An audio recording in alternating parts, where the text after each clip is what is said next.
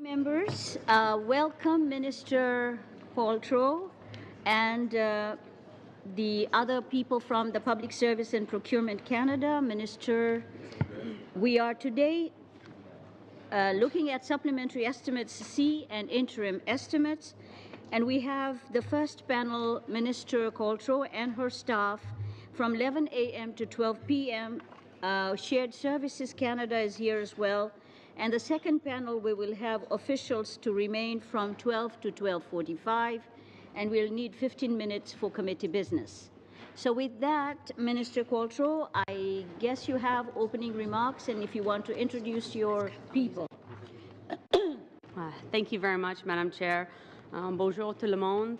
Good morning, everyone.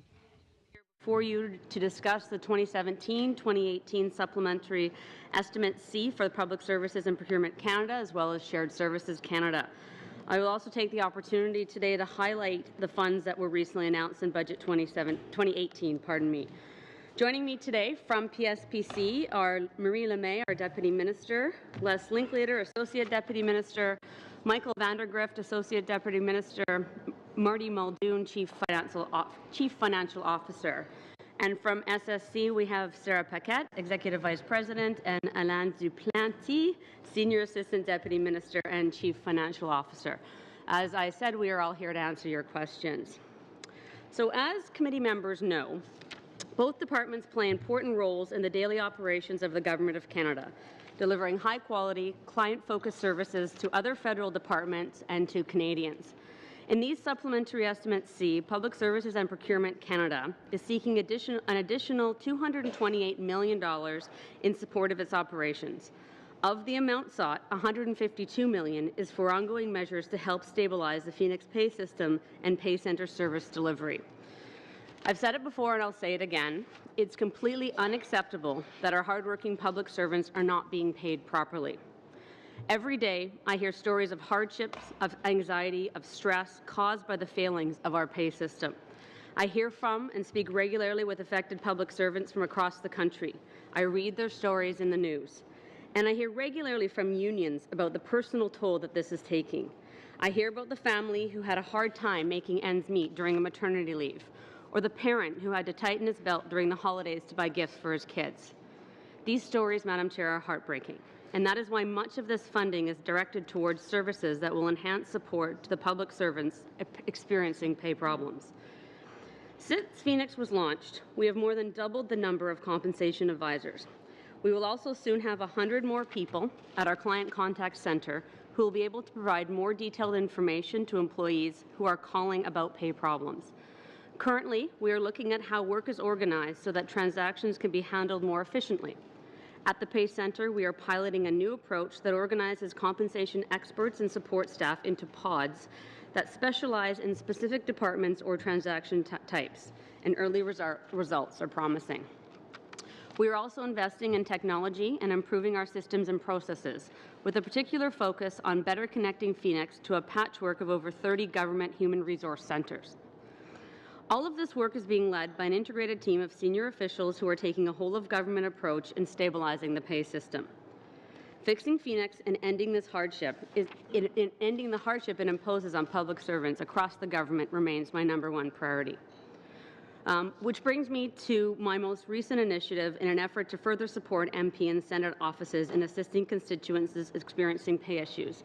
And I understand, Madam Chair, that every MP was emailed this flowchart yesterday, which is entitled Assisting Constituents with Pay Issues, a need that was clearly expressed when I last appeared in front of this committee. Yesterday, additional information was sent to MPs and Senators, providing instructions on how to manage and send constituents' pay issues to the appropriate contact. It's important to note that pay issues that are reported, whether through the office of an MP or Senator, unions, departments, web forms, or the call centre, are assessed by the Pay Centre. This builds on existing internal processes, and immediate efforts will be made to resolve issues that have the greatest financial impact on an employee. Madam Chair, when I last met with your committee in late November, we had the opportunity to discuss the full suite of measures designed to bring the pay system to a point of stability, and in the short term, reduce wait times and late transactions. Our government is committed to doing whatever it takes to fix this situation, But as I've said, there is no easy or quick fix. We didn't create this problem, but it is ours to fix. And Budget 2018 supports our commitment to stabilizing Phoenix and paying our public servants accurately and on time. To ensure openness and transparency of ongoing costs related to Phoenix, members of this committee have received a document which clearly summarizes the previous government's expenditures and unrealized savings, as well as the funds our government is investing to stabilize the pay system. And that's the document, Madam Chair, that was distributed this morning, entitled Investments in Phoenix. As announced on February 27th, Budget 2018 proposes investments of $431 million to continue making progress on Phoenix issues, including hiring additional staff to support the pay system. This funding will be largely used to increase capacity, in effect allowing us to bring the number of employees working on pay issues at the pay center and satellite offices to more than 1,500. This capacity is filling a critical gap that was created when the former government eliminated the jobs of more than 700 compensation experts before launching Phoenix. The impact of this cut has been felt across government, and so additional HR advisors will also be hired within departments to assist employees with payroll issues. Our immediate goal is to stabilize the pay system to ensure pay is being provided accurately and on time. However, at the same time, we must look at focus on a longer-term solution, one that makes better use of modern technology and provides a reliable and efficient pay system for public servants. That's why Budget 2018 proposes to invest an additional $16 million in new funding for the Treasury Board of Canada to work with experts, federal public sector unions, and technology providers on a way forward for a new pay system. Our government is also funding the Canada Revenue Agency $5.5 million over 2 years for processing federal government employees' individual income tax reassessments that are required due to pay issues and for handling inquiries. Budget 2018 also provides funding for other priorities, including procurement modernization, and I'd be pleased to return to this committee to discuss our plans and priorities on the main estimates and departmental plans have been tabled.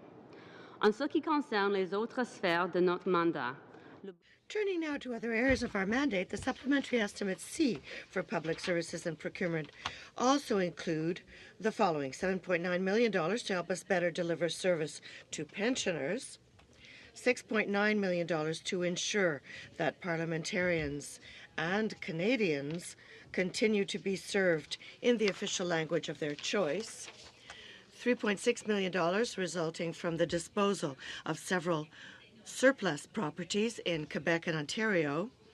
This amount will be reinvested towards the maintenance of federal buildings, $12 million in funding to provide accommodation, procurement, interpretation, and project management support for the upcoming G7 summit that will take place in the Charlevoix region of Quebec, $2.3 million to improve our contracting processes, provide clarity to businesses, and ensure that federal procurement remains fair and transparent.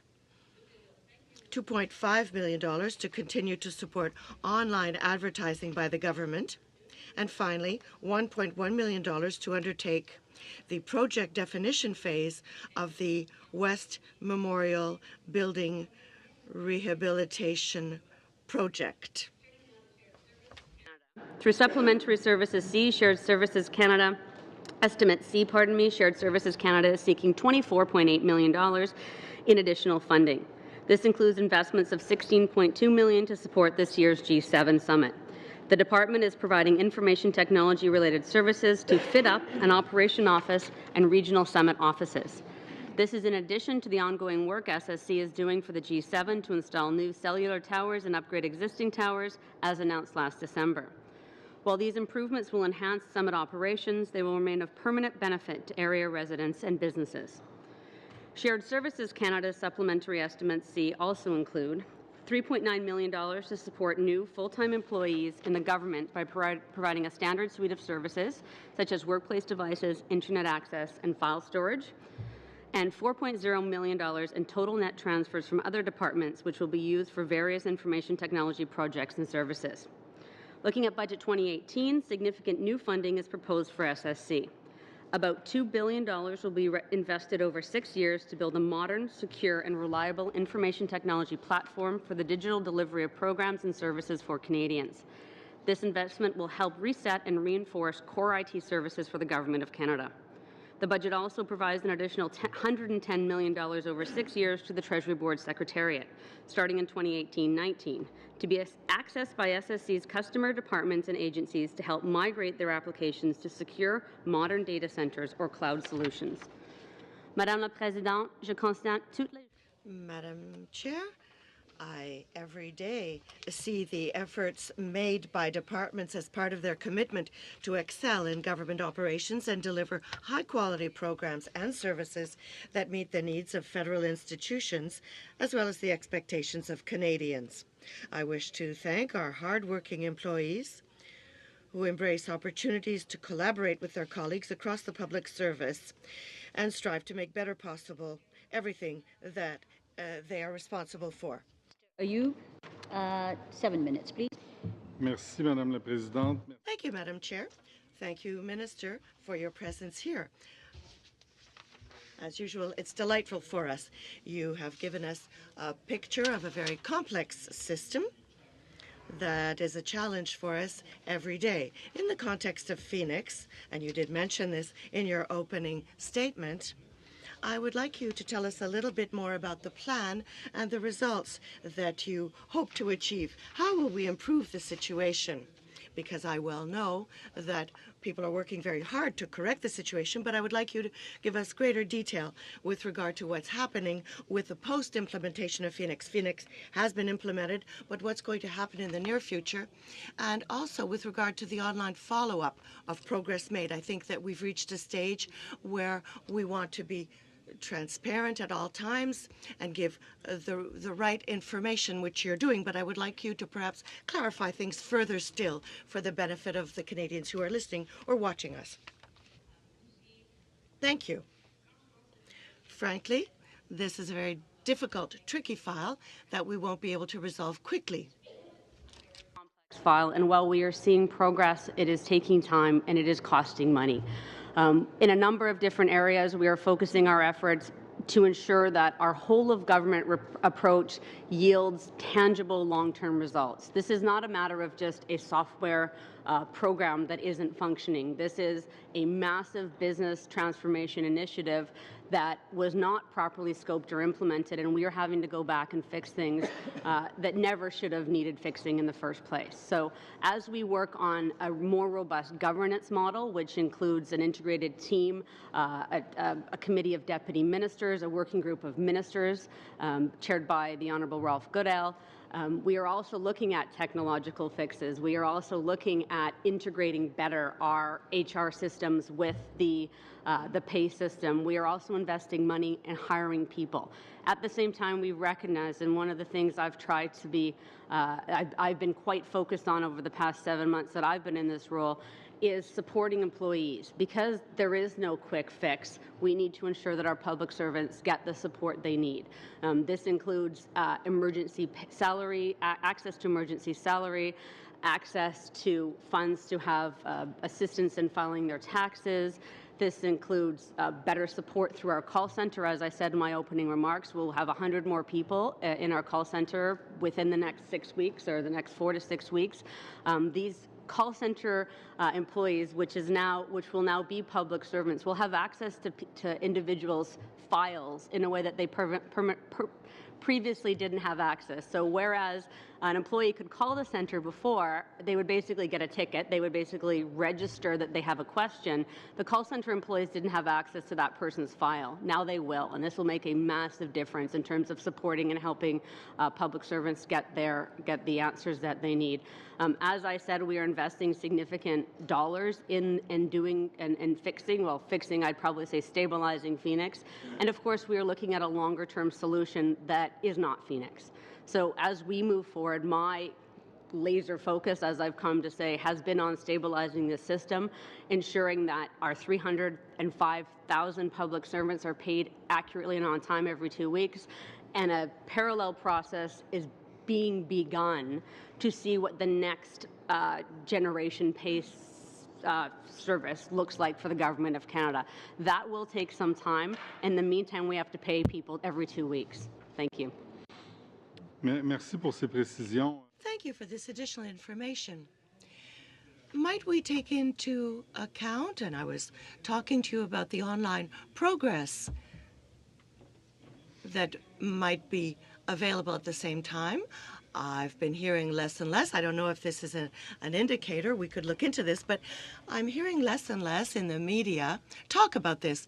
There are a few remaining cases that are mentioned in the media, but the idea is to ensure that every employee's case will be well managed and sent in-house to the right person, the right service. We're not preventing people from talking to the media, clearly, but when I meet with citizens who come to my office who are having issues with Phoenix, the idea is to ensure that all of the internal processes have been followed in order to assist these individuals. We have to push forward and ensure that the files are dealt with appropriately and as quickly as possible. So what about the transparency side of things? How might this help us, and what are you already adding to the pot? Might you better explain to us how you're moving forward, the progress being made in dealing with these files? I think it's important to understand that we are building support around the public servant. So we always encourage employees first and foremost to go and talk to their manager, because their manager needs to understand the nature of the problem so they can help them resolve it internally. There are also robust processes within the union structure that employees have access to. We don't want to interfere with those processes, and we certainly don't want to divert any resources from stabilizing the system in order to create duplicate processes or what have you. So what we've landed on in terms of providing additional support to members of Parliament in particular so they can better support constituents is a process whereby there is a series of questions or steps that a constituency office can take in supporting their constituent who walks in off the street, if you will. I think it's important to understand that this is a very unique situation that is different, say, from, I'm a member of Parliament as well. I get constituents walking in off the street with a variety of federal issues. When someone comes in with an immigration question or a question about a GIC or whatever it happens to be, we as MPs help the individual access the system, the federal government's very complicated and sometimes difficult to understand process, and help them navigate that system. In this particular instance, we have a situation where an employee is asking a member of Parliament to help them better understand, better to support them in an issue they're having with their employer. So we didn't want to interfere with any existing employment-related processes. So we ultimately landed on, what a constituency office can do is, first of all, ascertain where the individual work. So what department? There are obviously some departments that are serviced by the pay center, and second of all, there are some that are not. If that individual, is served by the pay center, their department or agency is served by the pay center. Wrap up. You'll have to wrap up. Thank you. Anyway, we're doing a lot. Okay, thank you. We think a lot. Mr. Kelly for 7 minutes. Macaulay, sorry. For 7 minutes. Well, welcome back, everyone. It's wonderful to have you back here. I have to say right off the bat, I'm extremely disappointed in your department. November 28th, both yourself and Ms. LeMay promised us by mid-December, within 2 weeks, so exact quote, "We will get back to you in 2 weeks as to what the process will be." It's actually been 3.5 months. So as you can imagine, myself, the NDP, MPs across the country, and the several 100,000 people affected by Phoenix are not impressed that it's taking you 3.5 months when you promised us 2 weeks. The system that you've come up with is completely inadequate to help people. One of the ladies I've been dealing with is Sebastian Critchley. She's actually was on Global News recently. She's been profiled in the National Post. I want to show you this. This is her emails that she has sent to us, and this is double-sided paper. She has sent to us since I actually approached Ms. LeMay and Mr. Linkletter in November for her help. She sent us about an 8-page letter outlining all of the issues that she's had. She approached me. I went directly to the very, very top. And even with the very top people helping, we have like 100 pages of emails of the people in the department unable to help her. Now, the reason I mention this, I go back to your new system where all it does for MPs is tell the staff, go back to your department, go back to your department. If you can't fix it, we'll send a form up to escalate it, and we'll get back to you in 2 weeks. Now, this is Ms. Critchley's comments from this morning. package outlines steps to follow. So what happens when we follow those steps repeatedly? And again, this is the steps she has taken, and repeatedly it's failed. So I will ask you again if your department will please help MPs set up a proper process to help those who have been Phoenix. Now, there's a lot of, I will say, minor issues that can be handled through this way, but there's a lot of very serious issues, people whose lives are being destroyed by the system, and just simply telling them to go to the MP and have the MP the ability just to send an email to your department and hope to get back within 2 weeks is not enough. Ms. Critchley actually just sent another follow-up note to someone recently, and it was 3 weeks later she got a note back saying, we'll start looking into this. I am planning on reviewing this. And this is after 3 weeks. This is after Mr. Linkletter months ago started it. So I would ask you, please, on behalf of all those people affected, that you go back and take a serious look on providing resources and help for MPs to help the constituents. This is not a Conservative issue. It's not an NDP issue. It's not a Liberal issue. It's a nonpartisan issue of MPs being able to help their constituents, and simply sending out a form saying, go to your boss is not going to cut it. So I'll ask you to please go back and review that and get back to us on how you're going to improve the system, and also why it took 3.5 months to get a simple form saying basically go back to what you've already been doing. Now, I want to get on to the estimates. You've commented $16 million to find a new system that's going to be going through the Treasury Board. Now, the Treasury Board are the same people who had the Gartner report, who sat on it. The Gartner report clearly said Phoenix wasn't ready to go ahead. They did not apparently pass it on to PSPC. They sat on it. This is the same Treasury Board that sat on the Comptroller General's report in December that clearly showed the testing across all departments was showing a high failure rate, and Phoenix wasn't ready. The same Treasury Board that sat on the project status report that's from December, 2 months before Phoenix started, that said, clear the backlog before you go ahead with Phoenix. The same backlog that your government has identified as the main problem with the Phoenix fiasco, they sat on it. The same Treasury Board that actually sat in committee in February and questioning from the NDP and ourselves said Phoenix was good, 99% working, otherwise they won't go ahead. Now, Treasury Board is so complicit and incompetent in this matter. Why in the world would we trust the Treasury Board to choose a new system to replace Phoenix?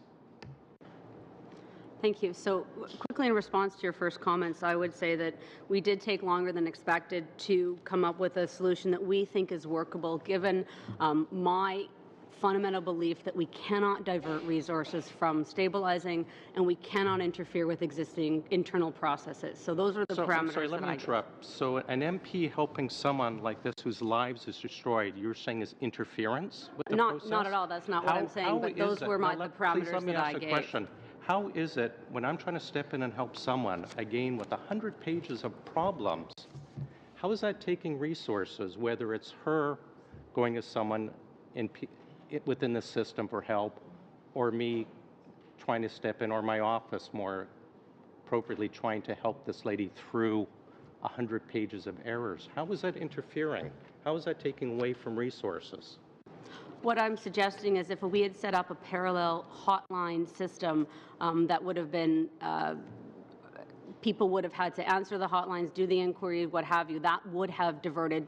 We have a call center that will now be able to answer and access people's files directly, and it was thought that by this, there are some significant changes in the way things were done in this, including a centralized email where one person will be looking at these issues, where your office will identify very clearly the financial impact. A lot of the questions we get from MPs where so-and-so has an issue, and then we had to go back and forth to figure out the nature of the financial impact. How is your new system going to address Ms. Critchley, who's probably sitting at work right now, dealing again with another pay problem? The new system will get her. I mean, I think Les might be able to reply to the particular individual, but you know, a new question coming in, you'll get a response within 10 days. I'm not asking about a new question. I'm asking about someone who's been inquiring for 3.5 months, and still every new inquiry is taking a month. I am familiar with this. How is this new system going to help? Right. I am familiar with this particular case, and it is very complicated. I don't dispute that, and the fact that the Pay Centre has not provided as prompt a response as possible. I apologize for that, and I will take that back, Mr. McCauley. That said, as part of the process the Minister has outlined and has been shared with members of Parliament, within the escalation team that we have at PSPC, we are adding resources to that to be able to take on these cases and provide more personal assistance to the individuals who are having the difficulties that you've outlined, with a view to being able to resolve more of them more quickly. However, to be able to triage and ensure that we are addressing those most serious cases, we are asking MP offices as well as unions who use a comparable process to be able to identify for us the key critical issues so that we can hone in on them as quickly as possible. Thank you. Mr. Blakey for 7 minutes. Thank you very much. I wanted to come back to the question of the $16 million that's been allocated to find a replacement for Phoenix, working with experts and with the public sector unions.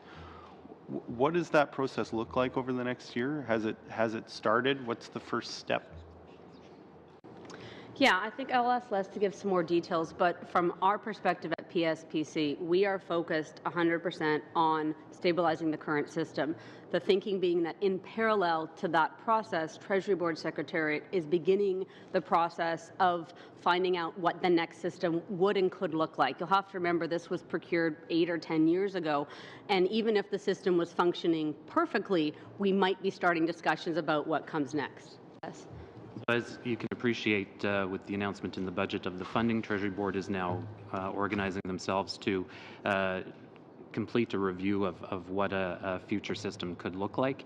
It is very initial days. They are looking at appointing a senior lead within Treasury Board Secretariat to coordinate as the employer across the Comptroller General, the Office of the Chief Human Resources Officer, and the Chief Information Officer, all located at Treasury Board. The view would be to be able to then work with unions, the private sector, the practitioners who are actually using the pay system now, to be able to bring to bear the various perspectives that are out there to pull together an outline. At this point, it seems to me it's a pretty vague plan in its early stages. How do you get to a $16 million budgetary commitment for this year without having a more specific plan on how you intend to move forward? I mean, is that $16 million for staff? Is it $16 million for an office? Is it $16 million for paper? Like, how do you get to $16 million without really knowing who you're going to even meet with yet? It would include all of the above, but I would suggest that from the Department of Finance perspective in assembling the budget, they're probably looking at this as a bit of a drawdown so that Treasury Board knows within which sort of envelope they're able to operate and draw down monies as they incur costs. Okay, but there's no real budget for the project as such.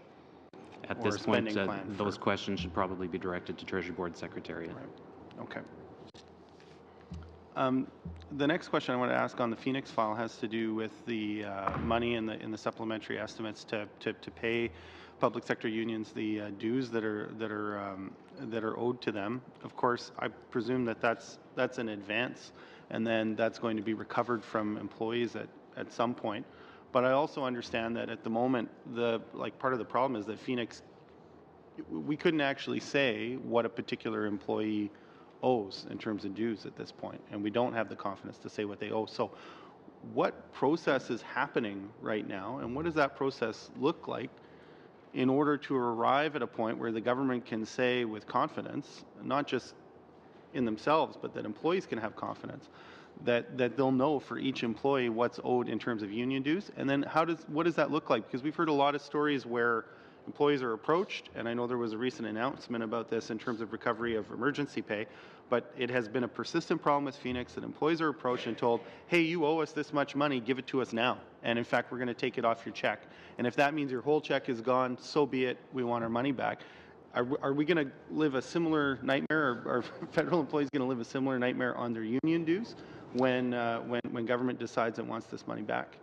I would say a couple of things. First of all, one of the significant benefits of what we're calling our POD approach is we are looking at the individual, the whole individual, in terms of making them whole. So not just looking at one particular type of transaction across everybody, but ensuring that when we look at Carla Qualtrough, that we address all of Carla Qualtrough's transactions. And so that will allow us to have an accurate understanding of both what we owe Carla and what Carla owes us. So we can get to a point where that is accurate. The challenge is when we've been doing things transaction by transaction, and that was an attempt, and that was agreed upon with unions, that was the approach we took in the beginning, is that you never had a sense of the bigger picture with respect to an individual, unless I don't know if you could elaborate. Certainly. Effectively, government needs to conduct an audit of each individual employee to double check the work of the payroll system. And is that being performed in a systematic way, or is it just kind of on a complaint basis and the most urgent cases are getting addressed, and so you do a complete audit as part of that, but eventually we're going to have to work through and audit each individual employee? We are aware that over time, once we get to a point of stability in the system, that we will need to offer some sort of file review to employees so that they can understand their pay stubs and that they're getting what they are entitled to, and if there are any anomalies, that we're able to address them. In some cases with my own constituents who work for the federal government, one of the things we've heard sometimes is, oh, well, you know, we demanded a lump sum back because the employee wasn't in touch with us in order to talk about a repayment plan. And I'm wondering, Minister, if you can commit to, you know, in my view, if the federal government, given everything that's happened around Phoenix, sees that an extraordinary sum of money is owed back by an employee in the, you know, whether it's $3 or $5 or $10 or $20,000, it seems to me wrong to think, as a starting point, that an employee could afford to absorb the maximum amount of that off their paycheck and that they could just get through a few pay periods without any money. So, I mean, can you commit to having the department proactively contact people who owe money in order to establish a payment plan, instead of putting the onus on the employee who may not even know that they owe the money before it shows up on their pay stub? And that's exactly where we're headed. I'll get Les to give the details of that. Certainly, we have been working with the unions very closely on this issue. It is having an impact on employees to their detriment. We are looking at providing maximum flexibility to individuals who may owe the government money, and we are looking at how we can best accomplish that through, as I said, flexible repayment programs and plans, but only after we've been able to take the sum of the employee's file and reconcile all of the outstanding transactions, so that we will be giving maximum flexibility and not asking for all of the money back at a certain time. We will deal within the individual circumstances of the employees. Thank you. We go now to Mr. Peterson for 7 minutes. Thank you, Madam Chair, and thank you, Minister, for being here, and thank you for everyone else for being here too. It's always appreciated. I think I just want to echo what Mr. McCauley referred to, and this clearly is a nonpartisan issue. We all have federal employees in our riding, some obviously more than others, but appreciate the efforts that are being taken by your department and the department's appreciation of the gravity of the situation. And I think I speak for every member of Parliament when I say the sooner the solution arises, the better, obviously. And it looks to me like we're heading down the right path now, and I appreciate everybody's efforts and redoubling of efforts to sort of get this the resolution at least on the horizon as we work towards it. So I do applaud your efforts on that. Much to be done still, of course. I just want to kind of change channels here a little bit. You may know, Minister, and I'm sure you do, that our committee's been looking at procurement in general, and specifically the engagement of small and medium enterprises, women-led enterprises, the procurement strategy for Aboriginal persons, and these types of programs that are, I think, part of the procurement modernization that the government's striving towards. But I want to, I noticed in the budget that that your department received, I think, $192 million for the e-procurement tool. I just wonder if you can elaborate on what that is and what role you see that playing in this general procurement modernization process that we're undergoing. Thank you for the question, and I am particularly excited about our e-procurement initiative, and certainly it will be a foundational part of our overall modernization of procurement for the Government of Canada. As you all know, you've studied it, our procurement processes can be clunky, they can be waterfall, and they can tend to lack innovation. We want to move to a system that is world-class, that draws upon best practices around the world, that allows for innovation, allows for better and easier access, that's not so burdensome on particularly our SMEs. We don't need people to be spending all their time filling out applications. We need them to be growing their businesses. And so removing any barriers that we are imposing unnecessarily as a government, while respecting, of course, we have to adhere to principles of transparency and accountability, and e-procurement will form a big part of this particular initiative. So the idea being that right now we have this incredibly burdensome paper process, and we are moving to a process where businesses, companies can apply online for contracts, submit their applications, their bids, what have you, for contracts with the Government of Canada. We need to make sure that this is accessible. We need to make sure that this doesn't preclude companies and businesses, especially small businesses, from applying, but we see this as a foundational tool towards our vision of a modern and agile, nimble procurement process for the Government of Canada. I don't know, Michael or Les or Marie, Maybe I could just add that it is what we've been hearing from suppliers is that the complexity of the documents, obviously, the opportunities are hard to find. We want to expand the supplier base and not kind of create a group of people that are just used to our system to be able to bid on government contracts. It also takes a long time, and it's not uniform across government, right? So what the system will do, just to add to what the minister said, it will allow us to really look at our processes also, and to be able to unify that, simplify it. We're looking at contracts currently to see how we can simplify that. So we're taking some lessons of the Goss-Gilroy report and actually looking at our processes, making sure that they're done properly, as we're going to be able to automate this procurement system. And we see it a bit as an Amazon type approach, where you go in and you're able to do your bidding. So. Okay, so I mean, during our thank you for those answers. During our study, I think it's fair to say we've heard from groups of people that don't necessarily feel they're able to engage currently with the procurement process. Do you see this e-procurement tool as improving their ability to engage in the procurement process, and not as opposed to adding another obstacle to it? Oh, yes, absolutely. That's one of the driving factors for going to e-procurement, is so that businesses, companies, individuals who normally wouldn't either see themselves in our process or see themselves, or who are actually some way, there's a barrier to them actually participating, that those barriers are removed, and companies see themselves as potential contractors with the Government of Canada. Thank you for that. I think I have a minute or two left here. I just wanted to also on the procurement modernization sort of line of questioning here. I know in your mandate letter that you were mandated to ensure prompt payment of contractors and subcontractors who do business with your department. And we did hear during our study that timely payment was a concern that a lot of service providers had when it came to dealing with the government. In fact, it served as a barrier for people not even bothering to bid on some of the possible work that they could have done. What progress has been made on this front? Thanks for the question. So in January, we announced that we would be engaging with industry and experts to work towards the creation of federal prompt payment legislation. We know that this is really important for industry leadership. You've heard it as well.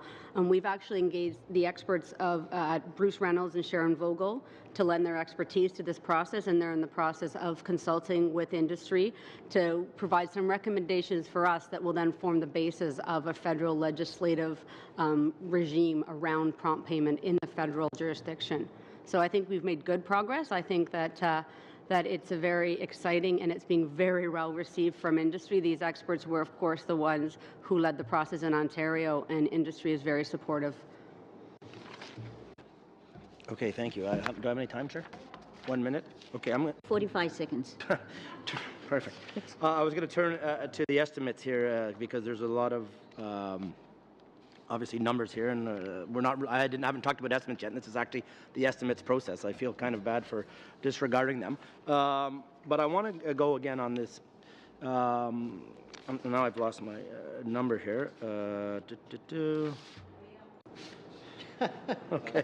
Okay. Let's talk about shared services. We haven't talked about shared services for a while. Okay, I thank you for your time. I mean, I appreciate the wholesome of your answers, and I'm happy to give 10 seconds to my Conservative friends over there, because they'll make good use of it. Thank you. Thank you. Thank you. We now go to the 5-minute round, and Mr. Kimmich, I guess you're sharing your time with Mr. Macaulay. Yeah, and hopefully it doesn't get phoenixed. Okay. Okay. So you phoenixed my case file manager, the lady in my office who helps Phoenix people with problems with their pay. She has the same problem now. And thank goodness in her case it's a minor overpayment and she was able to fix it. But in your example, what would she have done? Would she have filled out the form, or would she have come to me as her supervisor? A lot of people's lives have been screwed up, especially on the T4 issue.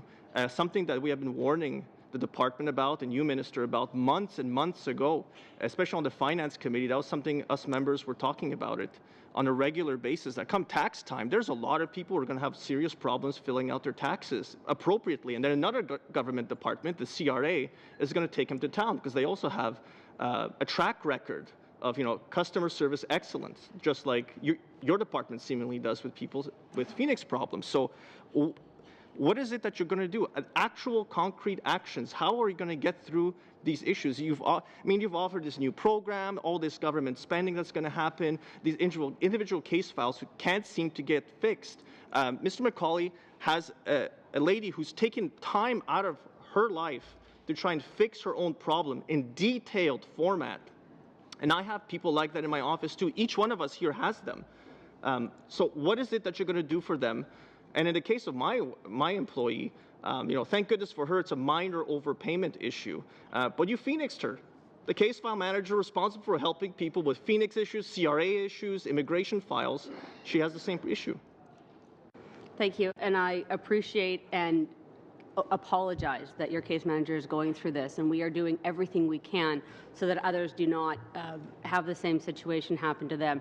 There are a number of things. Obviously, you're in a situation as an employer. You're also in the situation as a member of Parliament. I think it's also really important to recognize that we are causing incredible stress on employees, particularly around tax time. And that's why we are, I'd say, beefing up, for lack of a technical term, our support around employees at tax time. I'm going to let Les talk about the strong relations we have with CRA, the success we've had around T4s, and the focus we've put on addressing overpayments to ensure that as many T4s as we possibly can are accurate, and for those that were not, there is an automatic reassessment and people don't have to file again. Certainly, and we do work very closely with the CRA and have regular exchanges of information. We are looking at taxes from the employee perspective, so that where PSPC is in a position that we need to issue an amended T4, that it is sent automatically either to Revenue Quebec or to CRA for an automatic reassessment by the tax authorities. Pardon me, but CRA has a track record of dropping calls. That's their way of saying they never actually pick up the phone 60% of the time. The Auditor General has confirmed that. Many members of Parliament have pointed that out. I've experienced that. My office experienced that, including the case file manager who's been Phoenix has experienced that herself. So are you saying if they have issues later on, they'll have to call and wait with the CRA on the phone? No, what we are attempting to do with CRA with a great deal of success is where through a process of processing of transactions at PSPC, if it's determined that we have to issue a revised T4 for the individual, we do that and it's transmitted automatically to CRA or to Revenue Quebec for an automatic reassessment of the tax file without the individual employee needing to refile or to engage either with PSPC or CRA. They do receive then the updated notice of assessment from CRA. They are also able to access through Phoenix or through their MyCRA accounts any updated T4s that are issued by PSPC. Okay. In November at our meeting, we heard that we finally, after all months and months and a couple of years of Phoenix, we've made the training mandatory. how many people have gone through, what percentage have gone through this new mandatory training? Yeah. This is tracked by the Treasury Board Secretariat as the employer. The last statistics I had, which are dated by a couple of weeks, and we can provide them to the committee. We've heard Treasury Board's track record with Phoenix. I'd rather not rely on them. So I hope you're doing more than just leaving it to them. So the last statistics I had in terms of completion of one or more modules of training was about 80,000 employees. And we can go back and get the updated figures and provide them to the clerk. Thanks. Do you have time for? Well, you have 20 seconds and 10 seconds now, so you might as well give it back to them. I'll give it Yes. to Mr. Peterson. He can pass it on to Mr. Drouin. Thank you. The Redistribution next, of time. 5 minutes, Mr. Johari. Thank you, Madam Chair. Minister, members of the department, welcome. Thank you for joining us today. Let me start by echoing my colleagues, MP Peterson, for the efforts that's being put forward, and also I'd like to acknowledge the fact that the minister have acknowledged the challenges that they're facing us. A lot of discussions being had around the new process around resolution of the issues and the old process. And I'd like to start by asking either the minister or the members of the department, as people are watching right now on TV, and some of them are members or employees, and they're saying, well, documents being shown around and saying, well, we've sent the document to your MP office, and can you, in, let's say, simple words, explain what was the old process and what is the new process, and how is the new process is going to help settle the issues that we are having? If you give us the 2 or 3 key characteristics of the new process, so we can bring some reassurance not only to our staff but also to the employees that the new process is helping resolve some of the issues. And I'll ask a couple other questions if time permits. I think a fundamental difference in, sorry, I'm getting some feedback, a fundamental difference in the way we're approaching in this new process, although I would probably better characterize it as a modified process, is we are helping get the answers we need to move things forward. Because we would hear from MP offices that an individual works for a certain department when that department isn't serviced by the pay center. So that inquiry isn't going to follow the same path as if it is a department or agency serviced by the pay center. So now we've set out a 3-step process that determines where the individual works, and if it's serviced by the pay center, what the exact nature of the issue they're experiencing. Again, we would get issues around, say, technological things. I can't access Phoenix. That actually goes to the IT department of the department in question. And then, of course, determines financial impact in a much more respectful and dignified way. It's much more, I've heard feedback from employees that they find it really difficult sometimes to talk to their manager about their personal finances. It feels vulnerable. It feels like something they don't want to talk about at work, and justifiably so.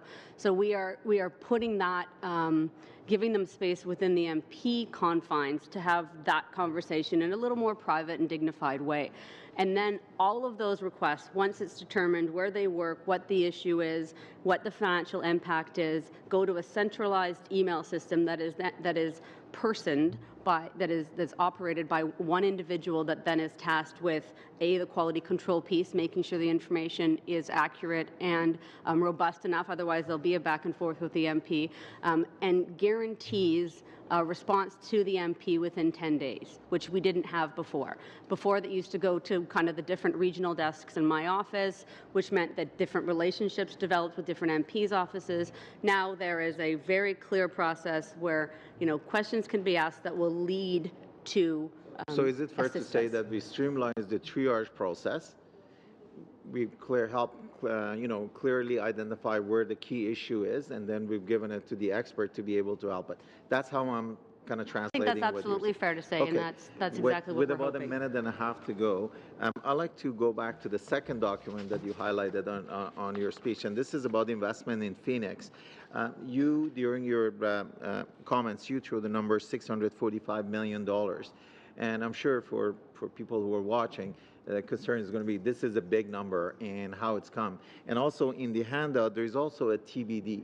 if you could quickly make a comment around the breakdown of this 645, as well as how can we go about the TBD, either you or any members of the department would be appreciated. I'll let Les do the reading.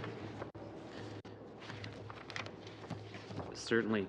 In terms of the TBD, there is a process that the Comptroller General is leading following the fall report of the Auditor General to determine with departments and agencies what their individual expenditures have been on Phoenix above and beyond their normal pay operations. Departments were to, serviced by the Pay Centre, were to have realized savings of $70 million a year. Those monies have been left in departments for 3 years, from last year through this year and next year, with the expectation that those funds be dedicated to HR to pay activities to support staff. So the Comptroller General will be reporting on that TBD figure in the coming weeks. My understanding is by the end of May.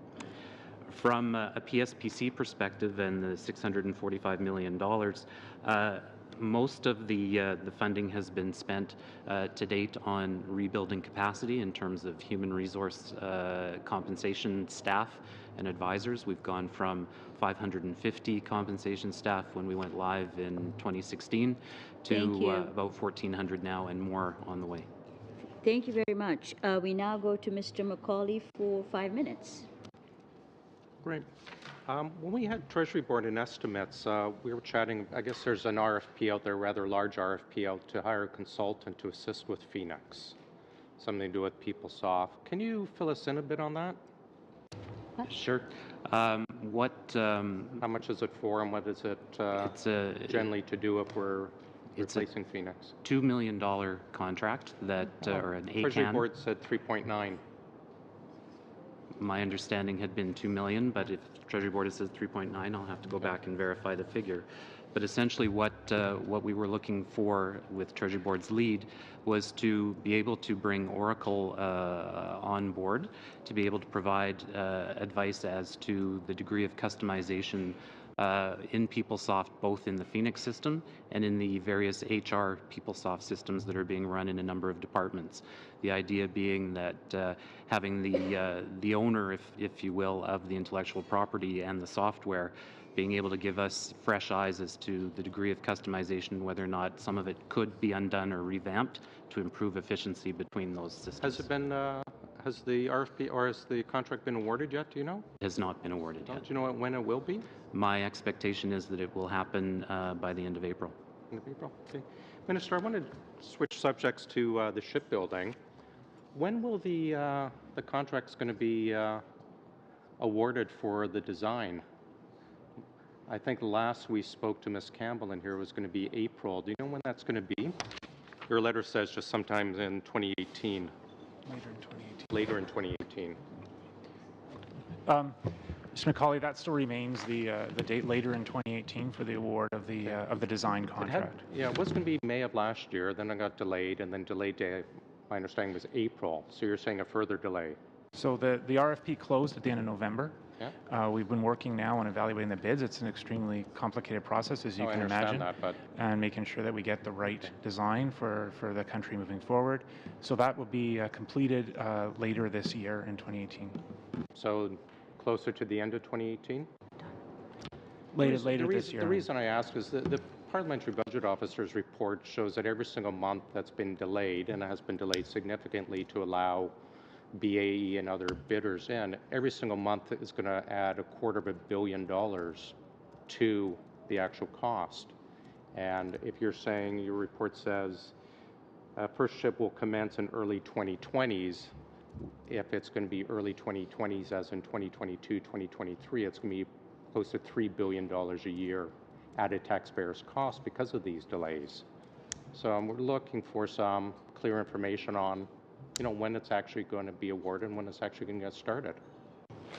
So what I would say to this, Mr. Macaulay, is I mean, the good news is that we did close the RFP, right? And as you said, it was delayed a number of times, but now it's closed. Now we're in evaluation. We have to do that part very, very well, and there's a lot of people on board doing that. And we still have expectations that it will be within the time frame that we said. We're very mindful of the dollars associated. This is one of the biggest contracts that we've awarded. So very, very mindful, but we have to do it right. So we are all hands on deck on that one. I agree, and I think we appreciate that, but on the other hand, taxpayers have a right to know when this is going to actually get done, and so far all we're getting is later, later, later. So I'm just trying to clarify end of 2018 and then You heard the timeline remains from the last conversation, right? Well, we've heard other timelines that have changed, so I'm just seeking clarification, because last we heard, I think from Ms. Campbell when she was here, it was going to be April, but now we're saying later into 2018. Is what I'm hearing?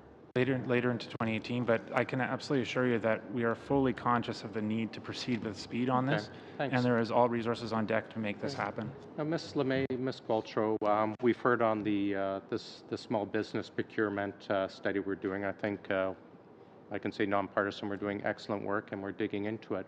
One of the issues we're hearing is how difficult it is, the amount of red tape. And yet at the same time, tomorrow we're going to hear a third reading of C-344, the community benefits on procurement, which is going to add a lot of uncertainty and red tape to the process. I've asked this twice before, and I'm going to ask again because it's third reading tomorrow. Has the government done a study on added costs to taxpayers of what 344 will mean and what it will mean in added paperwork and added time to our small business SMEs? We are under time So control. the way we see this is not really added burden. It's additional information, but it allows us to actually make decision based on information. And it's a way of getting that Thank you. Mr. Macaulay, your time is up. Mr. Drouin, 5 minutes, please. Merci beaucoup, Madame la Présidente. Thank you very much, Madam Chair. Listen, I must ask this question. I can't circumvent it. We're the International Day of the Francophonie, and I see here in the main estimates $6.9 million to ensure that parliamentarians and Canadians continue to be served in the language of their choice. Might you elaborate further on this? What is going to be done with these $6.9 million? I know that it's not a very large envelope money-wise. I'm asking for details, but I think it's important for people back home to understand. Thank you very much. I'm delighted that you've asked the question in French because indeed it's the right day, the day of the Francophonie. The amounts that have been provided are to cover the increase of the volume. In fact, there's been an increase of close to 45% volume-wise. So that is the purpose here. We're also looking into the Translation Bureau. We have made a lot of progress. We have a new manager, director general, a new person who's responsible for quality control. We're in the process of hiring more than 150 students. That was last year. We're renewing ties with the industry, with universities, etc. So there's an awful lot of work to be done. This money is to deal with the increase in the volume. That's the target. Very well. The million-dollar question, Phoenix. Coming back to that, I'm looking at the table, and thank you very much, Minister, for this information. And in passing, congratulations, Madame Paquet, for your new role. I'm looking at what we have in front of us, and it seems that the emphasis is being placed on capacity, reinforcing, increasing capacity, building it. I see that you've got 550 employees for remuneration, compensation, and now you're aiming for 1,500. That's the increase. And what's going on with regard to the training of these employees? Because it's an extra workload. Are you emphasizing training much more this time? We have very strict training demands and programs. We're hiring people at the entry level in the public service. We're offering people opportunities to work and to learn on the job, so to speak. At the same time, we want to ensure that we give opportunities to highly qualified and motivated individuals. We want to give them opportunities for promotion so that they can become coaches, mentors, managers in support of other employees throughout the network, throughout the public service. As an MP, and I'm delighted that, Madam Minister, as a government, you've been able to seek out $145 million, because it would be a problem if you simply said, well, manage it on your own. You can't access these resources. Resources are important in order that public servants be able to work on these issues. Obviously, MPs don't get involved directly, but I see 142 million, 15 million for Treasury Board Secretariat, and 127 million for PSPC. So here again, I see that you're putting emphasis on reinforcing our capability, building capacity. So with the 142 million, could we increase this 1,500 number? Well, the 142, that's the investment that we've already made to build capacity. The 431 million, that money will allow us to retain this capacity and increase it further over the next 5 years. Well, as a matter of fact, one of the things I heard talk of from people in my riding who are public services is that they want to have resources in their departments. And I heard the minister say that you're going to be delivering this over the coming months, years. As I mentioned, departments were allowed to retain designated savings within their department, which means about $210 million overall over 3 years, to help departments rebuild their capacity in HR within their organizations. Thank you very much. Blakey, for 3 minutes, please. Thank you very much. I wanted to just ask a question about the $2.5 million that's related to government advertising programs. Early in the government's mandate, there was a lot of fanfare about a government advertising policy, and that applied particularly to print and TV. And there were questions raised at the time about whether or not that policy would apply to social media advertising. My understanding is that it never got there, and so the advertising policy doesn't apply in the same way to social media advertising. We also know your government has said quite openly that when it comes to large web-based companies like Facebook, there's no plan to make them pay their fair share in terms of taxation within Canada. And then there's stories recently that have broken on the Facebook file suggesting that the information gathered through people's interactions with advertising on Facebook has been used for nefarious purposes, including influencing the outcomes of elections. So I'm just wondering, in the absence of your government committing to any substantive action, whether it's on the revenue side of advertising with these folks or on the security side, how responsible is it for the government to be shifting its advertising dollar focus to social media platforms instead of traditional media, who are also struggling in terms of revenue? So not only are we shifting towards a medium where the government is not taking the kind of action it should in order to provide revenue and security, but it's also taking revenue out of struggling Canadian media outlets who depend, among other things, on that advertising revenue.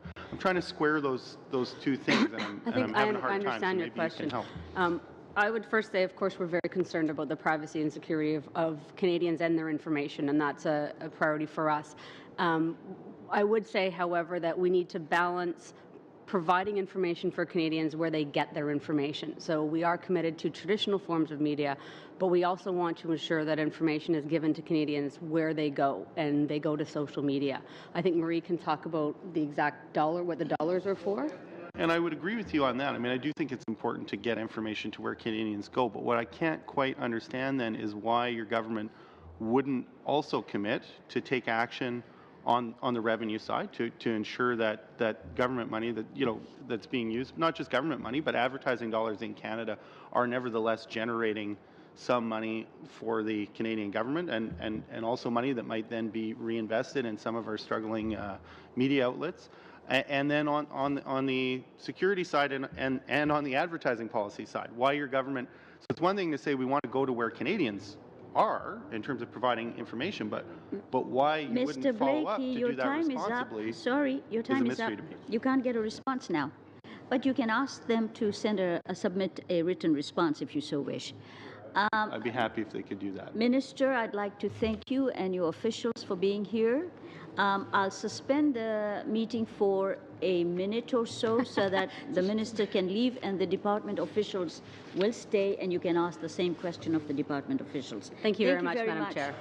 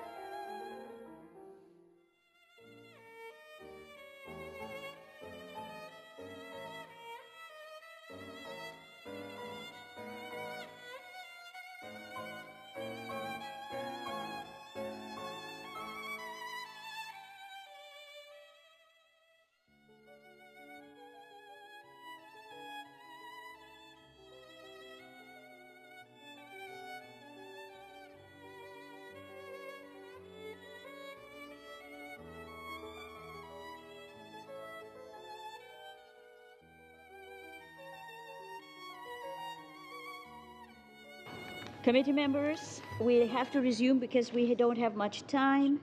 We'll start off with Monsieur Drouin. You get the first chance. Thank you, Madam Chair.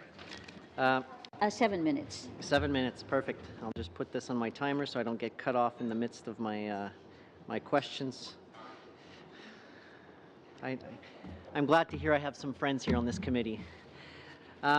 Well, thanks again for being here. And Madame Paquet, I did have some questions for you with regards to shared services. And could you, first I would ask to speak about your role with shared services? Oui, alors merci pour la question. Yes, thank you for the question. I was Deputy Minister responsible for strategy, and I was appointed first Vice President. I think it was on February 26th.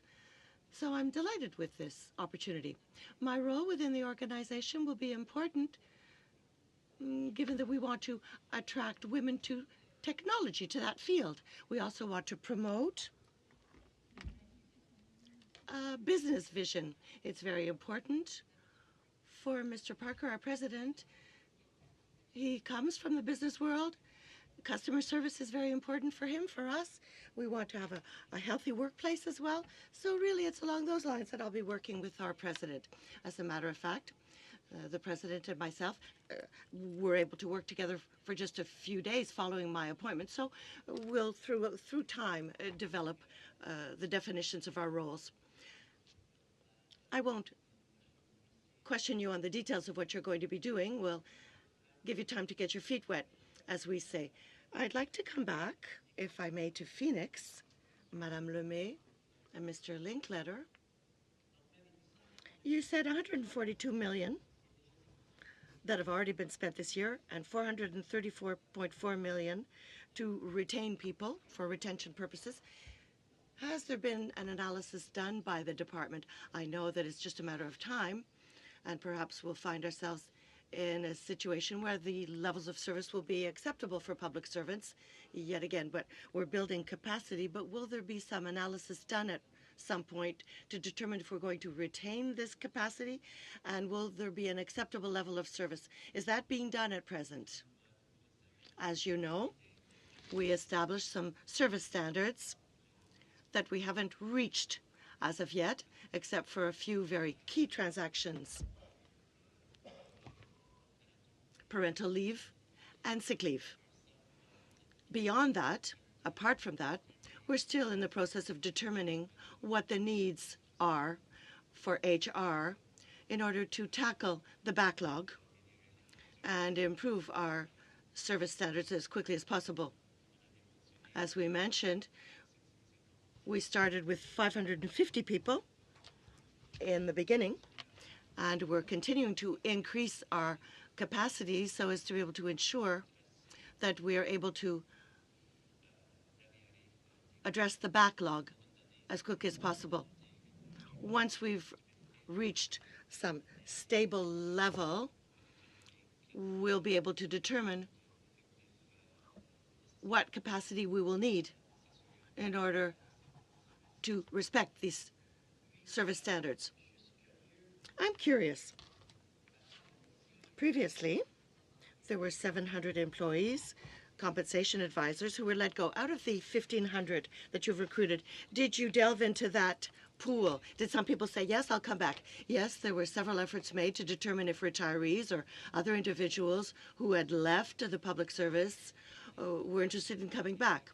There were a few, not many, but that did increase our capacity with outside competitions to recruit new employees as well.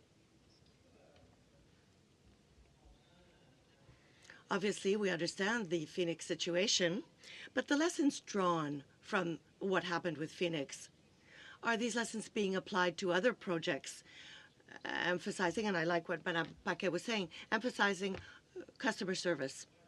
We see that in 2009, the system was devised to save money, but its purpose wasn't really to serve public servants or other customers. So is this a lesson learned by the department, would you say?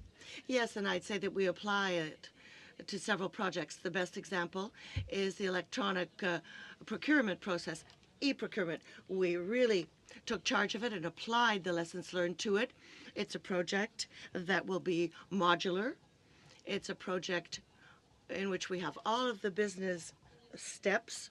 We're managing change. We're providing training under e-procurement. We're ensuring that we have good governance as well. So we're going through the various steps and stages to ensure that we do learn from the past. Because I think that the biggest problem would be not drawing lessons from what we've done. So this is a good segue, a good transition for the e-procurement system. Talk to me about this system. I think that you're launching this in-house for the time being within the department. Yes, it will be applied in-house for us at Shared Services. As the minister was saying earlier, the processes we have are paper-based, all of them. It's not surprising well, it does surprise some people from outside. It's a large department. There are an awful lot of transactions. It's all paper, and some of the transactions are complex, so we want to simplify them. We're starting to introduce electronic elements. We receive submissions electronically. We're starting to make small steps. We have a contract with an association to work on simplifying contracting out and contracts. And this will be wonderful because we think it'll really make a dent in our work. It's really going to change the paper aspect of contracting. There'll be fewer clauses. It'll be much simpler. It'll be easier for businesses, easier to understand, and much more open. So I'll be able to tell our suppliers, my suppliers, that they're not going to have to continue coming to the promenade offices with big boxes. Well, they're not required to do so. As of January, it was a pilot project over 6 months. We can receive submissions electronically. And during the 6 months, 40% of the submissions were provided electronically. So there's an appetite for this. And we have made this permanent since January. These electronic submissions, we're looking at cybersecurity. What was your view from that angle, from that lens? When people submit something electronically, is it protected? Because this is commercial information, trade information, there are trade secrets, and the government as a supplier must be protected. So has there been some analysis? Absolutely. And we're working with the various departments of the government that have more expertise than us in this area. We're working a lot with Shared Services Canada. Thank you very much. Thanks, Ms. Lemay. I just want to get back to 344. Has the government done a study on what the added costs are going to be to the taxpayers if 344 is implemented? So the straight answer to your question is, to my knowledge, no, but we don't believe there's going to be much additional cost because that's information required. Why haven't we? And this is ironic because one of the first times I asked the question, right after in this committee, we actually had a delegation from Vietnam, parliamentarians and also people who work on their equivalent committee.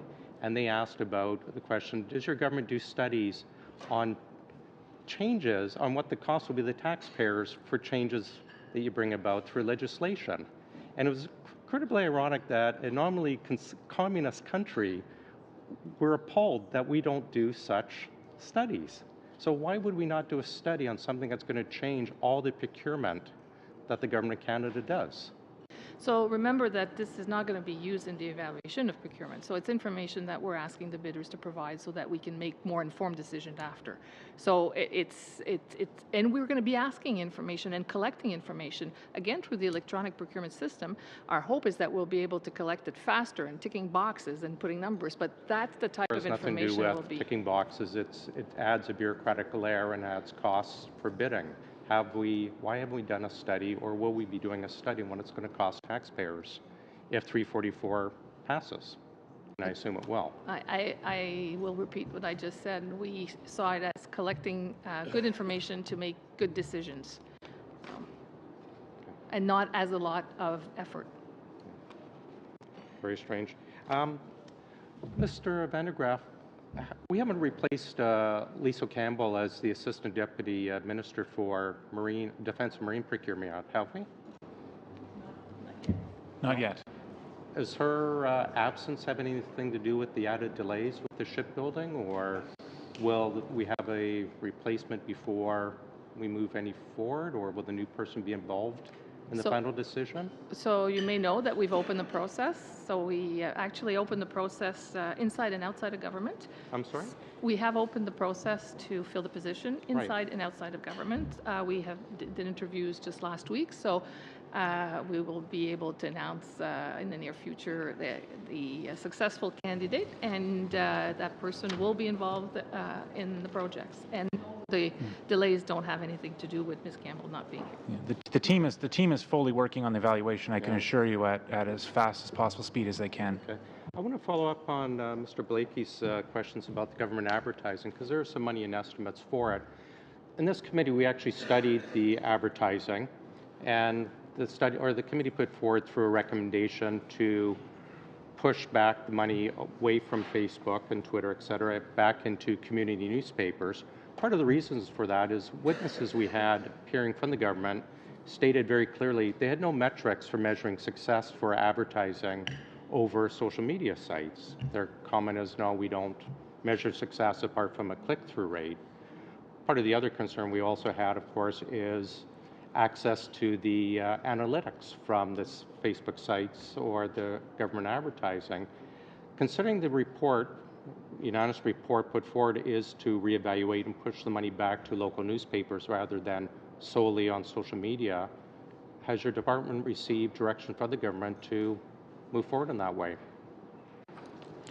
So you may not know that the role of PSBC is really to manage that fund and the advertising campaign. So the policy really originates in Treasury Board, and there's many also PCOs involved in the advertising fund. So we are working on the current policy that is indicates that digital media and platforms are the primary means of interacting with the public, but there are multiple channels that are still being used to meet the diverse needs of the public. So that's what we're working on.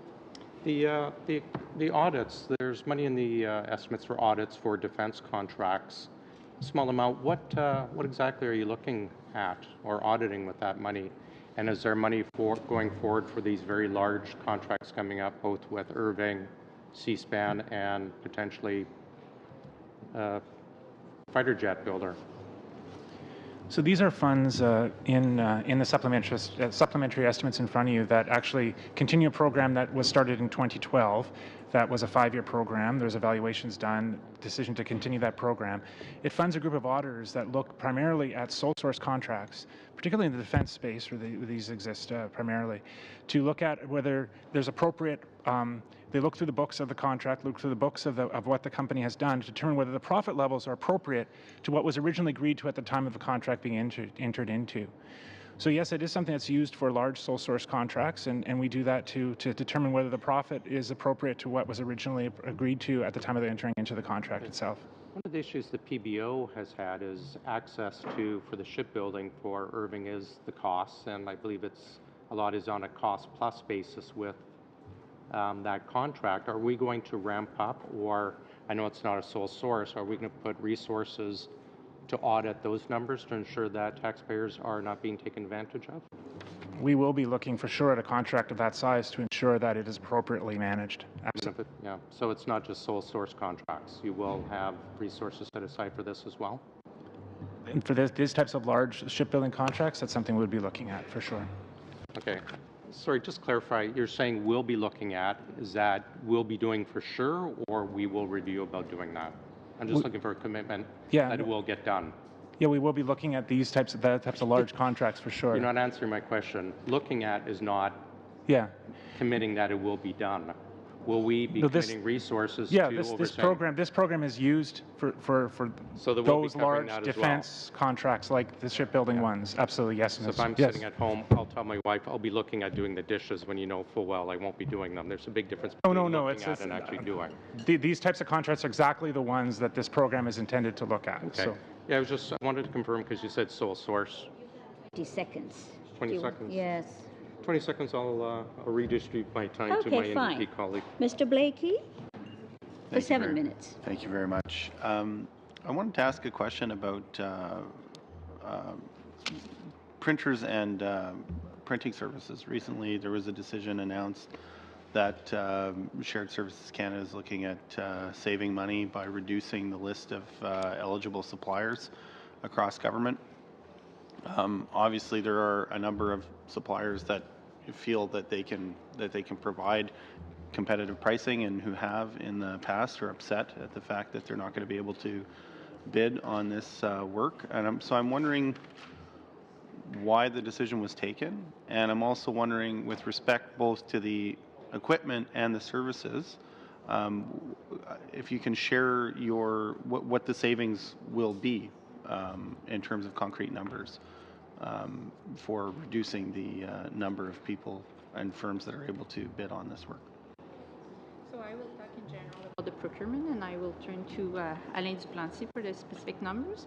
But Shared Services Canada recognizes the importance of SMEs in the Canadian economy, and all our procurement process are open, fair, and transparent. For this particular process, we have been through important consultation, starting with 2 industry days and 3 requests for information. Small, medium, and enterprise have the chance to participate in those processes, and one of the 5 qualified vendors is actually SMEs.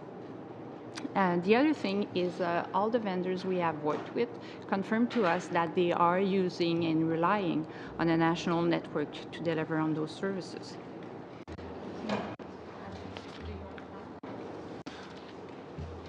So thank you for that. So in respect to the potential for savings, it comes as a result of an evolution of the model itself. So if you were to contemplate the current construct, there are 9 active standing offer holders who operate with the support of a set of small, medium-sized enterprises to actually fulfill demand across the country.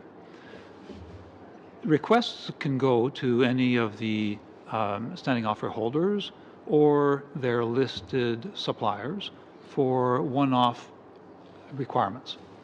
So requirements to supply printer, for instance, configure, deliver, install, service in a one-off basis.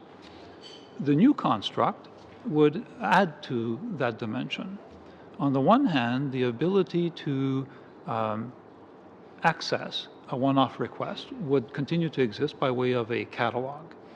But the request would go to the top-ranked major service provider who would operate through themselves and their network of small, medium-sized enterprises. When you say potential savings, am I to understand that there's nothing contractual that guarantees any cost savings for sharing the model in advance? So I will just continue to paint the picture. So it's not a guarantee in as much as it is a competitive model. So if it is the top rank bidder who will provide the service, it's on the basis of a set of performance indicators, and it's a competitive environment. I mean, there was a competitive process before that. So, I mean, my understanding of the government rationale was that this was a trade-off of reducing the amount of competition in the sense that you have less people bidding directly on the work in exchange for savings. But what I'm not hearing from you is that there's a guarantee of any savings on the other end of this process. Is that correct? Well, let me finish. So here's the next part. So what is not available in the current construct is the ability for a department to seek a departmental-oriented standing offer for a managed service.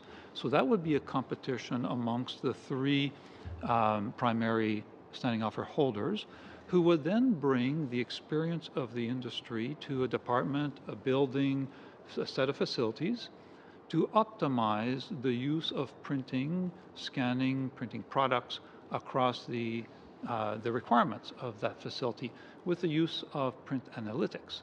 That's where the optimization will occur. And I'm disappointed to hear that there is no real guarantee of any lower price. I mean, I understand that the idea of the system is to try and produce that, but I have to say, and this is, anecdotal, it comes from my own experience as an MP, purchasing out of the catalog, whether it was Staples or Grand & Toy, often I'm better off going to Staples myself, purchasing something, and then getting reimbursed for my MOB, because the government contracts under which you'd think bulk purchasing would produce cost benefits actually don't. I'm better off as Joe customer off the street in Staples in terms of my MOB than I am ordering through the government catalog. So I think it's unfortunate just that the ask seems to be to have faith that at the back end of this process, government negotiation is going to secure lower prices. I would have thought that if we're going to reduce competition and make it more difficult for SMEs to access bidding on these jobs, that there would be a guarantee at the outset from the people who are remaining on the list that you would see lower prices for the services rendered. And am I right that I'm not hearing that in what you're saying? I do hear that the hope is that this new process will generate some savings, but I'm not hearing that it's been negotiated at the outset as a condition of being on this limited list that those suppliers have agreed to produce any guaranteed cost savings. That's correct. Is that a correct assessment? That's correct, because it really is in the managed service space that the opportunities for optimization will occur, as opposed to ordering a one-off for the replacement of a printer, for instance, in a building. Having a company or a company and their representatives contemplate the requirements of the business as it operates in a facility or a set of facilities to see what they really need is where the... For that model, is it necessary to have less potential suppliers? Like, from what I hear in terms of the way the model is working, it's about being more sensitive to the needs of a particular department or unit within government. Fair enough. That's not a bad idea, but why not allow just as many players to bid on that process as we had before? Like, I don't necessarily see the connection between taking on a more sophisticated approach in terms of matching Mr. Blakey, you want an answer? And having a more limited list of suppliers. Your time is up, but I can give you 10 seconds more to answer. But I'll cut you off at 10 seconds. Thank you. So the desire to go to 3 comes out of an extensive consultation with industry, a set of requests for information that provided written advice from various components of the industry to inform the strategy. Thank you. Mr. Jawari, for 7 minutes, please. Thank you, Madam Chair. I'd like to go back to the investment in Phoenix. Let me summarize and then by a preamble set the question that I'm going to ask. So I understand 645 million commitment so far. The biggest chunk is coming at 431.4 million in budget 2018, really focused on, as I see it, on three pillars or on three initiatives. One is building capacity, two is enhancing technology, and three is supporting employees. You spend, my colleagues in your department spend a lot of time explaining where we started, where we lost the capacity. The base went back to 550. We are at 1,400. We're going to 1,500, and we're going to support them with sufficient training. We spent a little time on enhancing technology and supporting employees, and that's where I want to take the conversation. First of all, can you give me an idea of what percentage of the 431 is broken between building capacity, enhancing technology, and supporting employee? Question number one. Essentially, the lion's share would go to the HR capacity. The technological aspect is also considerable. From the 142, we've spent about $30 million on the technology aspect. The 431, we have some assumptions around that, but that's money to be spent. So I'm more comfortable talking about monies that we have spent to date. On supporting staff, there are a number of elements as well that we have been working on, particularly the client contact center that the minister referenced. I wanted to go because I think that was highlighted by the minister on her comments, and also the pod concept, if you could expand on that one, because I really want to talk about some of the new features under the enhanced technology, if you can touch on those, and also enhanced client contact service. I think that and also the pod concept as those three areas that if you could focus your comments on, and I'll give you the rest of the 5 minutes. I'm happy to do so. So, if I start with the contact center, which the minister did mention in her comments, to date we have been operating under a model where our client contact center has been a contract service, both in Toronto and Ottawa, with individuals who are essentially ticket takers. This was set up following Go Live when it became apparent that we were not keeping on top of the number of issues and complaints that staff had. We wanted to make sure the staff who were trained in compensation work were focusing on dealing with transactions and allowing this service to provide the outlet for complaints and for concerns to be registered. What we've realized over the course of the last couple of years now is that we need to ensure that employees get better service with their first call. And so the idea is to transition from private sector to public sector, and we're more than halfway there. In terms of providing new public servants who are brought on specifically for this function to have training on the various systems that are related to pay and compensation, so that when employees call, they're not just leaving their name, their PRI, and the nature of their issue, they're actually talking to someone who has access to the system, can see where their transactions are, and can provide them with an update in terms of where things are in the system. They won't be able to resolve them, but they'll be able to provide more information than has been the case to date. We feel that that will be a bit of a game changer in terms of client service for staff. On the technological front, as you know, our vendor is IBM. They have been the project integrator over the course of the last number of years. They are still under contract with us for in-service support until June of 2019. What we have done is to move from a task authorization basis with the contract, where we give them a piece of work, they go and do it, they bring it back, we sign off or not. What we've done is to move to a managed service arrangement, both on the technical and the functional piece, whereby IBM is taking on more of the risk and the responsibility for solving problems without the government prescribing how they get to that solution. So they are taking on more risk, more of the routine running of pay, the 365, 24 hours a day. That'll frees up our Crown resources to focus on the more higher value technical fixes, functional fixes that will bridge some of the inefficiencies that we have. At the same time, we're also looking at improving the training, the mandatory training that's been released by Treasury Board. We also have a claims office that's up and running, whereby people who are out of pocket as a result of Phoenix are able to make claims for reimbursement. And we also offered both last year and this year for tax services up to $200 to individual employees who were looking for outside third-party help to assist them with completing their taxes. And I could maybe add something to you know, the TDB and the 70 million that Les was referring to that's left in department. There's a certain amount of work that departments can do, and I'll put my PSPC DM hat on, not the service provider side of the equation. But we've come to the realization that you know, having our transactions provided to the Pay Center on time makes a big difference in what order we enter them. And one of the challenges that we've had as a department, so my colleagues too, in terms of getting the information to employees about how to the intricacies of the system. So this is where this training and this new training is so important, and really pushing employees and managers to take that training once they understand it. We've just launched a special, we call it HR Resource, so it's a kind of a concierge line at PSPC where employees of PSPC can call. So departments create their own place where they can actually help employees navigate the system too.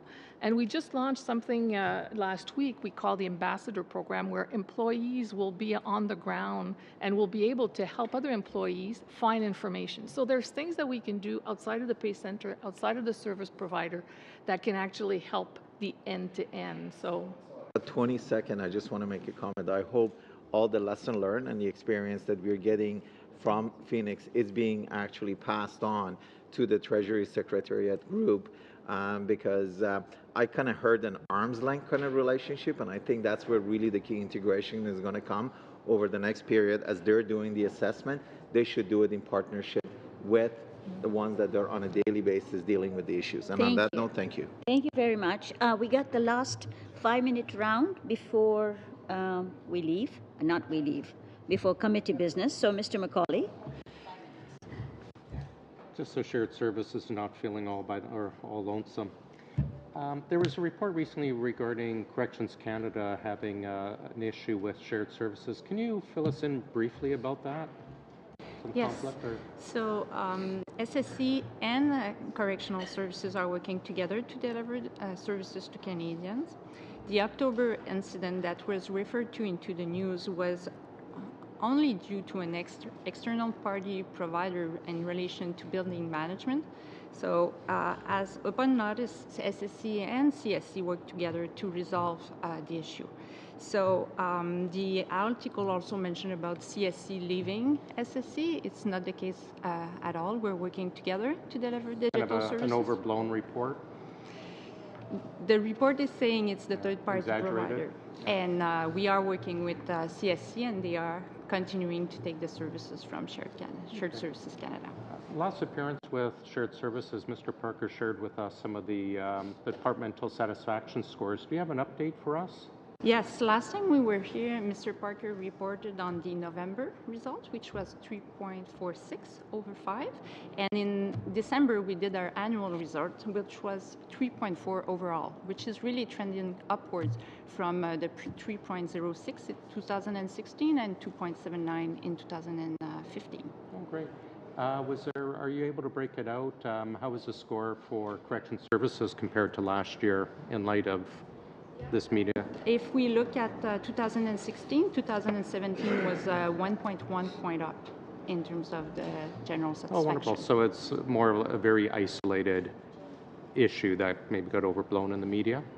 It's unfortunate that that was reported the way it was. Thank you. Okay, thanks.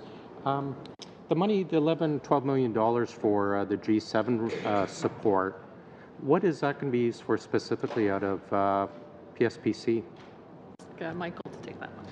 Used for three main categories of activities. First is actually leasing the facilities. So leasing space here in Ottawa for the summit team, as well as space in Quebec for the hosting of the summit. Secondly, providing a range of services for departments, procurement services, event hosting facilities, like basically setups in the room and that sort of thing.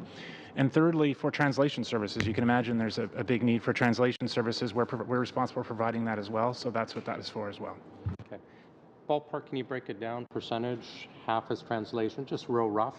The majority is the real property, the leases. Yeah. That's the largest component, Mr. McCauley. Okay. Great. Marty has the We have the number here. Approximately 50-55% of the allocation is towards the real property requirements, okay. And a very, very small fraction would be on the interpretive translation services side of the equation. About $1 million out of the 11.5, 12 million. Staying on translations, I know the question came up earlier about the $7 million for extra translation services. It looked for parliamentary. What is that going toward, the extra $7 million for parliamentary translation services? Do you want to, well, so it's translation, interpretation, and closed caption hours. Has something changed from the past? Actually, a large increase. So on words translated, 47% increase. On interpretation days, 40% increase. And on closed caption hours, 46%.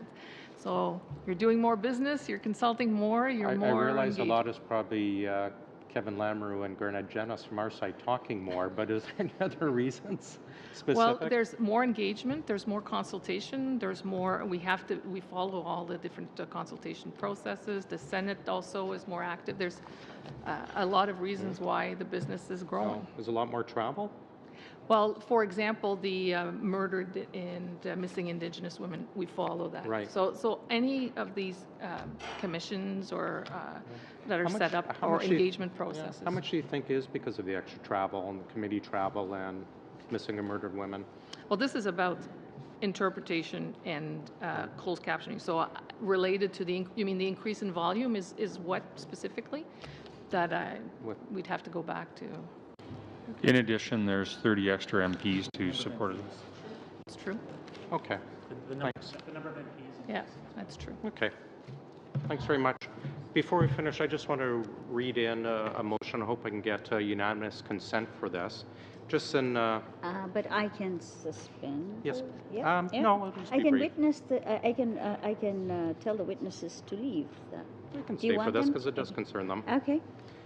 Just in light of the news media that's come up recently with our friends down in the States with the issue with Google and the data mining, I want to put through a motion again. I hope we can get unanimous consent for this, that given the current investigation facing Facebook and its distribution of advertising analytics to third parties in the U.S., committee hold a briefing with the Privacy Commissioner to discuss Government of Canada advertising policy with Facebook and the potential impacts on data collection and dissemination with third parties at the expense of the Canadian taxpayer, and that the meeting be held no later than May 10th, 2018. Also open maybe to include Facebook to appear as well before that as well.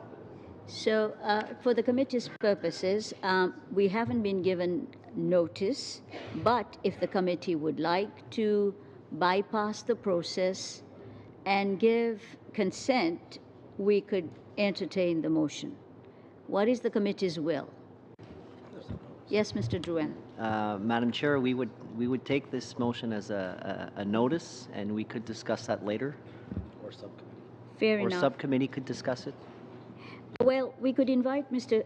Macaulay to put the motion on notice today, and then we could... Denying unanimous consent then, Mr. Durant? He wants to see the French version. Do you have it in French? I take it. I take it as the translation. Mr. Macaulay, I take it as an offense.